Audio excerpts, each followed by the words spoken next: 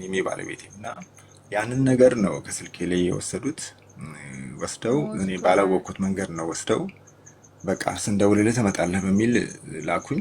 ከዛን እኔም ስራ አገኘሁኝ ብዬ በቃ ኦንላይን ስራ ይሄ ሴልስ ምናምን የሚባል ስራ ትሰራለህ ነው ያሉኝ።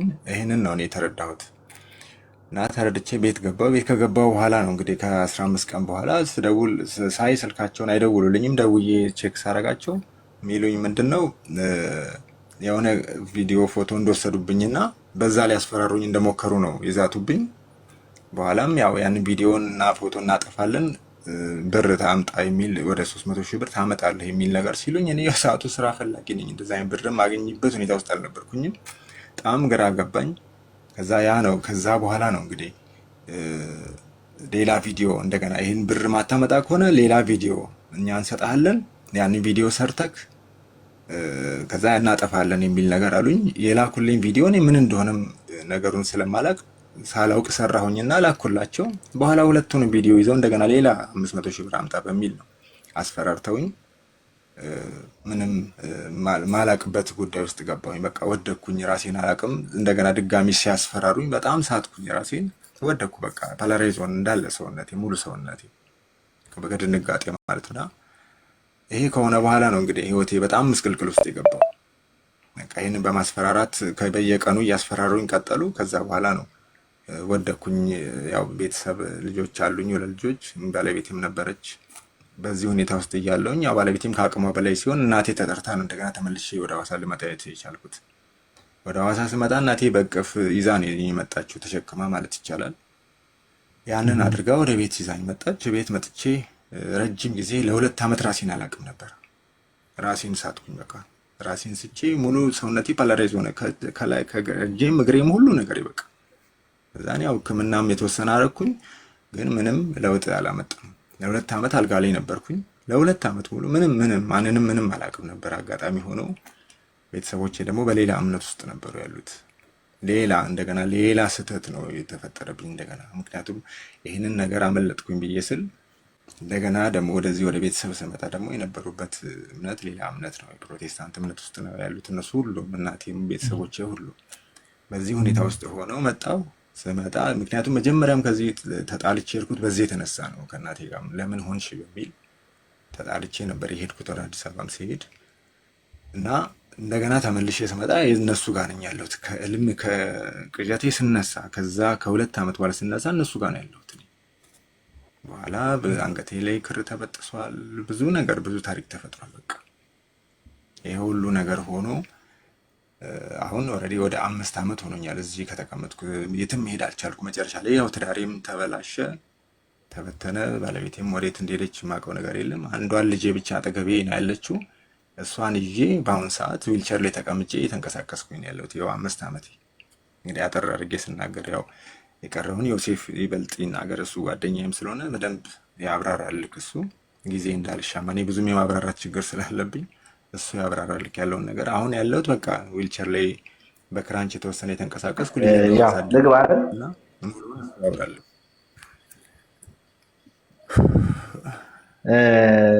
ያው ጉዳዩን በተወሰነ ደረጃ ተሼ አብራርቶታል። ምናልባት ግልጽ እንዲሆንላችሁ ቪዲዮ ከፐርሰናሉ ቪዲዮ በዘለለ እሱ እንትን ያለው ቪዲዮ ምንድነው የኢሉሚናቲ አምልኮ የሚያስፈጽሙበትን ስርዓት ነበረ። መስቀል ዘግዝቆ እንቁላሎችን አድርጎ የተወሰኑ ስርዓቶችን የሚያስፈጽም ቪዲዮ ነው እንዲልክለት ያዘዙት እና ያንን ቪዲዮ ልኮላቸው ከላከላቸው በኋላ ያንን ብር እንዲያመጣ ራሱ ሲያስገድዱት ያው እኔ ረጅም ዓመት ጓደኛዬ ነው፣ 15 ዓመት አካባቢ ጓደኛዬ ነው። ምንም የምናውቀው ነገር የለም። እሱ ማንንም ሳያማክረኝ ቪዲዮ ላከላቸው። ከዛ በኋላ ያ ቪዲዮ በማህበራዊ ሚዲያ ሲለቀቅ ነው ልጁ ፓራላይዝድ ነው። መጀመሪያ ቪዲዮን ላክልን ያሉት ከባለቤቱ ጋር የነበረውን ፐርሰናል ቪዲዮ ነው። ምናልባት እዚህ ሚዲያ ላይ እንደ ሃይማኖትም ፔጅ እንደመሆኑ መናገሩ አስፈላጊ አይደለም፣ ግን ፐርሰናል ቪዲዮ ከተባለ በቂ ነው። የኢሉሚናቲው ግን ምን ያህል ህይወቱን እንዳመሰቃቀለው ማወቅ የሚቻለው ያንን ካየ በኋላ ባለቤቱ ቤተሰቦች ጋር ነው ቪዲዮ የተላከው። መጀመሪያ ፐርሰናል ቪዲዮ ተላከ። ቀጥሎ ደግሞ የኢሉሚናቲው ቪዲዮ ሲለቀቅበት ልጁ ፓራላይዝድ ሆኖ ቤት ተቀመጠ። እንደነገራችሁ እናትየው ፕሮቴስታንት ነች። እዩ ጩፋ ጋር ይዛው ሄዳለች። እንግዲህ ነፍሱን ሳያውቅ ማለት ነው። ከዛ በኋላ ዮናታን ጋር ሄዶ መልካም ወጣት ተምሯል። አልፎ ተርፎ በህይወቱ አሁን ላይ እየገጠመ ያለው ነገር ፈለገ እግዚአብሔር ነው ከህይወቱ ሊያስወጣው የሚችል በጣም ብዙ ኬዞች ገጥመውታል። ይሄ ነገር የገጠመው ነገር ምንድነው? እናቱ ፕሮቴስታንት ነች። ከሰዎች ጋር አስተባብረን የተወሰነ ጸበል ሊሄድ ወደ ጊዮርጊስ በርሜል ጊዮርጊስ ሊሄድ ሰዎች የፕሪንት ጌት ሊሸፍኑለት ከዛ በኋላ ደግሞ ለምግብ እዛ ላለው ለተወሰነ ነገር ልጁንም ይዞ ሲሄድ ለምናምን ሰው እያፈላለግንበት ባለንበት ሰዓት ሰማች። ይሄን እንግዲህ ኢማጂን ልጁ እምቢ ብሎ ትቶ በስንት እንትን ጸሎት እንዲጀምር አድርጌ ውዳሴ ማርያም እንዲደግም በተቻለው መጠን መዝሙረ ዳዊትን እንዲደግም እየቻለ የማታው እያስተባበርኩ እኔ በመንፈሳዊ ህይወት ጠነክርኩ አይደለሁም እንደሱ ግን ምናልባት ቀጨኔ መድኃኔዓለምን ታውቀዋለህ እዛ ድቁና ተምሬያለሁ ያላገለገልኩበትም ብዙም አላገለገልኩበትም እንጂ ቀጨኔ መድኃኔዓለም ያደግኩ ልጅ ነኝ እዛም ሰንበት ትምህርት ቤት ፈለገ ህይወት ሰንበት ትምህርት ቤት እዛ ነው ያደግኩትና ባለበት ሁኔታ አሁን በተወሰነ መሰረት እያስያዝኩት ባለበት ሁኔታ እንደናንተ ያለ ሰው የሚያበረታው የሚያጸናው በሃይማኖቱ እንዲበረታ አይዞ በርታ ጎበዝ የሚለው ሰው ያስፈልገዋል። የተከበበው እንዳለ ቤተሰቦች ሁሉ ፕሮቴስታንቶች ናቸው። እሱ ከዛች ቤት ላይ የተወሰኑ ጓደኞች አዋተው ትንሽ ሱቅ ከፍተውለት ጉሊት ይሸጣል። ጉሊት ማለት ድንሽ ከሰል ምናምን ቁጭ ብሎ እየሸጠ ልጁን እያሳደገ ነው። በዛ ብሎ እህት ወንድሞቹ በፕሮቴስታንት እምነት ወስደው ታግለው አልችል ሲለው እቤቱ ተቀመጠ። አንገቱ ላይ ማህተብ አረገ። የእመቤታችንን ስዕል ቤት ሲያስገባ ቸርች ሲቀር እናትየው 10 ሜትር 2 ሜትር በማይሞላ ቦታ ውስጥ ሱቅ ከፈተችበት እናቱ። ያንንም ችሎ ፈተና ነው ብሎ ተቀምጦ ጸበል ሊሄድ መሆኑን ስትሰማ ከቤት አስወጣዋለሁ ብላ ዝታ ከጸበል አስቀረችው። አሁን ባለበት አዋሳ መጥተህ የነበረ ሰዓት ቪዲዮዎችን ማይቼ አንተን ለማግኘት ብዙ ጣርን አልቻለም። ቢያንስ እዛ ሄደ አይተው ታበረታው ነበረ ታጸናው ነበረ። ጠርተውም ቢሆን ስላሴ ቤተክርስቲያን አለ ከጀርባና እባክህ እንደው ይሄንን ወንድም እባክህ አትርፍልኝ በጣም ወደው ጓደኛዬ ነው በሃይማኖቱ በጣም ተስፋ ቆርጦ እውነቴን ነው የምልህ ባለቤቱ ከታመመ በኋላ ነው ጥላው ሄደች። ሲታመም ስታይ ጥላው ሄደች። ጥላው ስትሄድ ጉሊት እየሸጠ ልጁን እዚህ አድርሷል።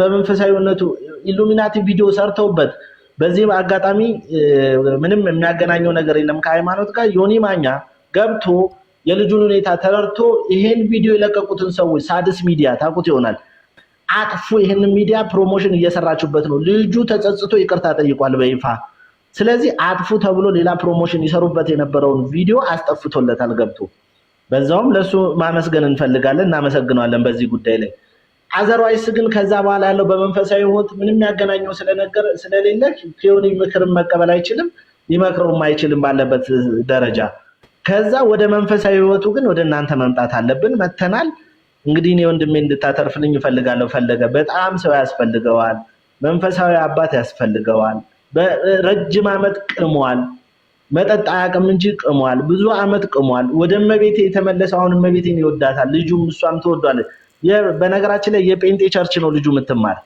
እነሱ ሲዘምሩ ዘምሪ ሲሏት የእመቤቴ መዝሙር ካልሆነ አልዘምርም እያለች ነው የምትቀመጥ እዛ ቸርች ውስጥ ምናልባት ይሄን ስለተናገርኩም ሊያባርሯት ይችላሉ ነገ ሰምተው ግን ልጁ ነፃ ከወጣ ይበቃል በቃ ተሾመ ነፃ ከወጣ ይበቃል ይሄን ያህል መስዋዕትነት እየከፈለ ነው ልጁ የቸርች ትምህርት ቤት ነው የምትማር በነፃ ነው የሚያስተምሩለት ዘምሪ ይሏታል ስለ ሃይማኖት ይጠይቋታል ኦርቶዶክስ ለምንሆንሽ ማህተብሽን በጥሽ እያሉ እያስቸገሯት እየተማረች ነው ያለችው ላለው ነገር በመንፈሳዊ ህይወቱ አበርታልኝ በጣም ብዙ የፈለግንህ ለዚህ ነው እንግዲህ ይሄ ነው ማለት የምፈልግ የተሳሳትኩት ነገር ካለ ይቅርታ ተሾመ ግልጽ መናገር አለብህ አንተ ኢሉሚናቲ ብለህ ተናገር ድብስብስ አድርጋ አታሳልፍ ምክንያቱም ህይወትህን ያጣህበት ነገር ነው ይሄንን ታውቃለህ ትረዳለህ በስነ ስርዓት ስለዚህ ይሄን ያለው እውነት ፈለገኝ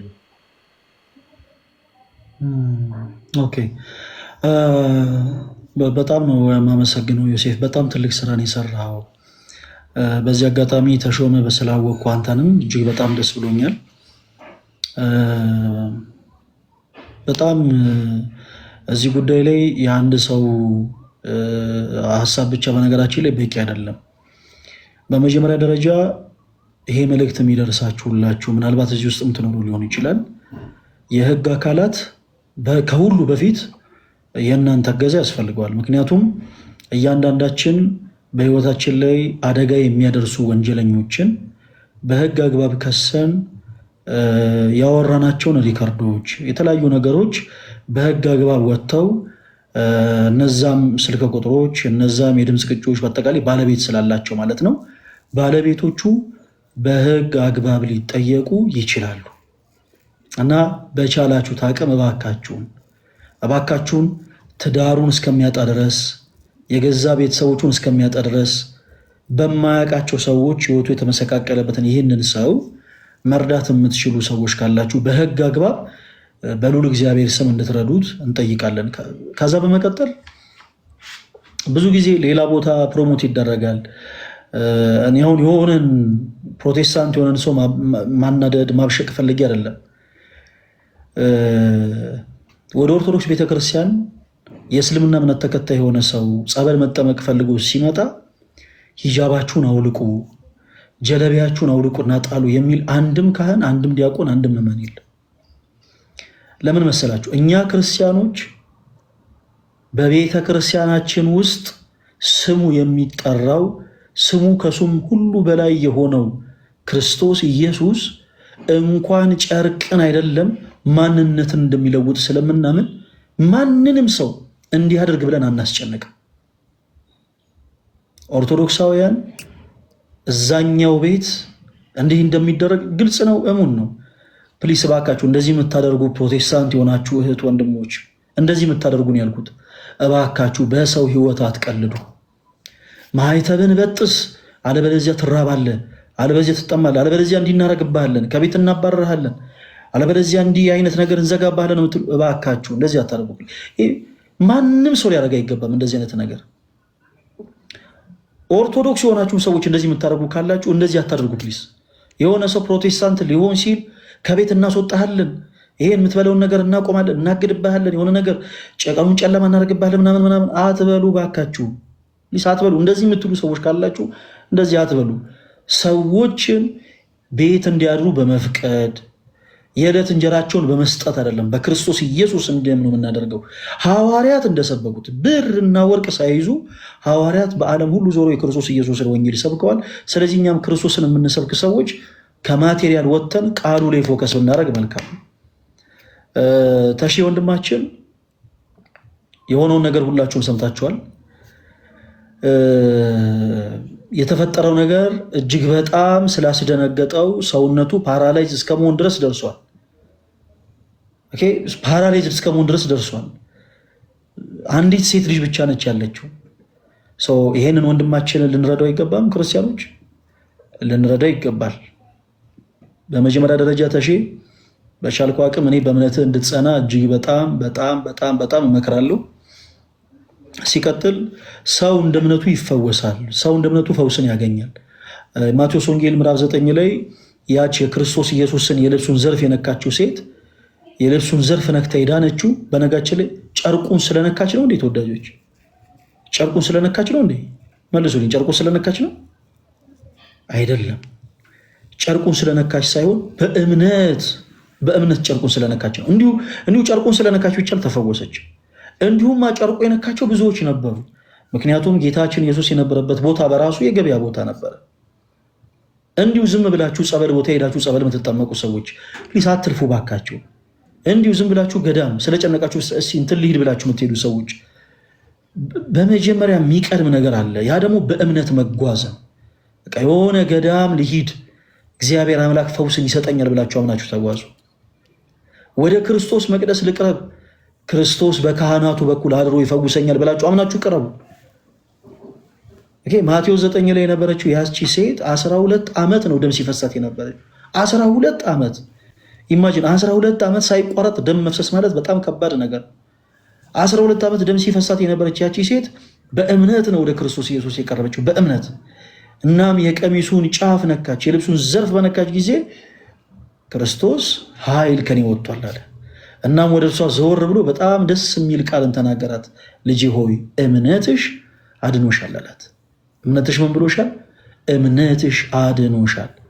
ክርስቲያኖች በጣም ከባድ በሆኑ ችግሮች ስትያዙ፣ በጣም ከባድ በሆኑ ደዌዎች ስትያዙ የሚያድናችሁ እምነታችሁ ነው። ስለዚህ በክርስቶስ ፍጹም እምነት ይኖራችሁ። ፍጹም እምነት ያላመነ ሰው ጸበል ከገባ ጸበሉ ለሱ ፈውስ ሊሆን አይችልም። ኦኬ እንዲሁ በነገራችን ላይ በዚህ አጋጣሚ አንዳንድ ጊዜ ሰዎችን ይሄ በሰንሰለት ምናምን አስራችሁ ጸበል ቦታ የምትወስዱ ሰዎች እንዲህ አይነት የቤተ ክርስቲያን ስርዓት የለም። እባካችሁ ተው። እንዲሁ ዝም ብላችሁ በግድ የሆነ ጥፍንግንግ አድርጋችሁ ልክ ማዕከላዊ ይሄድ ይመስል ሰውን ጥፍንግንግ አድርጋችሁ ጸበል ቦታ የምትወስዱ ሰዎች እባካችሁ ረፉ። እንዲህ አይነቱ ነገር ጥሩ አይደለም። ይሄ ቤተክርስቲያናችንም ስርዓት አይደለም። አጋንንት የሚታሰረው በክርስቶስ ኢየሱስ ስም እንጂ በሰንሰለት አይደለም። አጋንንት የሚታሰረው በስመ ሥላሴ እንጂ በጧፍ አይደለም። እና የሆነ ሰዎችን እንዲህ ጥፍንግ አድርጋችሁ መውሰድ የምትፈልጉ ሰዎች ቢቻል እናንተ ጸበል ብትጠመቁ ጥሩ ነው። ቢቻል እናንተ እንደዚህ የምታደርጉ ሰዎች ተጠግታችሁ ጸበል ብትጠመቁ ጥሩ ነው። ሰው በእምነት ሲገባ ነው በነገራችን ጸበሉ የሚፈውሰው። ላላመነ ሰው ያ ሻወር ነው የሚሆነው። ላመነ ሰው ነው ያ ጸበል ሆኖ የሚፈውሰው። ስለዚህ ስንጓዝ ወደ ጸበሉ፣ ወደ እምነቱ፣ ወደ መቅደሱ፣ ወደ ሁሉም ነገር ስንጓዝ በእምነት ይሁን እና ታሺ ወንድማችን በክርስቶስ ፍጹም እምነት ይኖርህ። በእምነት ደግሞ ወደ መቅደሱ እንድትጠጋ ፈልጋለሁኝ።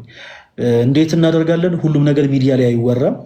ዮሴፍም ተሺም ሁሉም ነገር ሚዲያ ላይ አይወራም። ስለዚህ በማማይ በኩል ስልክ ቁጥራችሁን አስቀምጡልኝና ሌላ መንፈሳዊ ማድረግ ያለብህን ነገር ተሺ በቻልነው አቅም በስልክ ለመውረት እንሞክራለን።